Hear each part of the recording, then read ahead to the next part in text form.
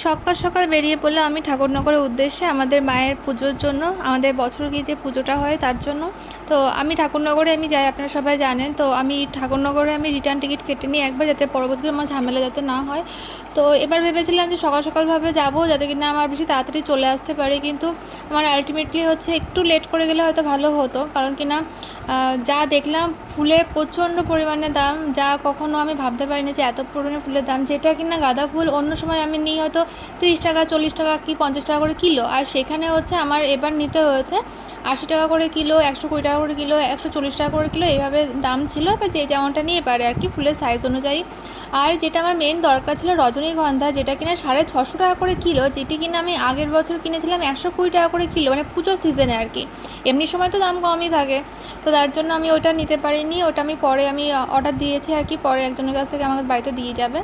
আর অন্য বাদবাকিগুলো ঠিকঠাকই আছে, যেমন পদ্ম নিয়েছিল 5 টাকা করে পিস নিয়েছিল, বাদবাকিগুলো নর্মাল। তো যাই হোক না কেন, আমি আমাদের গোপালনগরের বাজারেও বাড়িতে এসে দাম শুনি, তো সেখানে বলছিল 200 টাকা করে কিলো, যেগুলো 120 টাকা করে কিলো ছিল, যে ফুলের সাইজগুলো আর কি। তো যাই হোক না কেন, সবাই তো একটু লাভ রাখবে না, সবার এটা ব্যবসার জিনিস। তো যাই হোক না কেন, তো আমার কিছু ফুল নিলাম, কিছু ফুল নেওয়া হয়নি, আমার অর্ডার করেছি যাতে বাড়িতে অবধি দিয়ে যায় আর কি। যাই হোক না কেন, তো এ পর্যন্ত আমার ফুল মার্কেট হলো আর কি। আর এই যে দোপাটি নিয়েছিল আমার 100 টাকা করে কিলো, মানে 500 নিয়েছিলাম 50 টাকা, তো ফুলের জন্য মানে পুজোর জন্যই লাগে আর কি। আর এই যে মোরগ ফুলগুলো নিয়েছিল 10 টাকা করে আটি, মানে আমি 5 বার আটি নিয়েছিলাম 50 টাকা দিয়ে। তো যাই হোক না কেন, আমার ফুল টুল কেনা হয়ে গেছিলো, এবার প্রচণ্ড কষ্ট হয়ে গেছিলো, যেহেতু আমি একা একা গেছিলাম ফুল আনতে। দেখা হচ্ছে নেক্সট ব্লগে।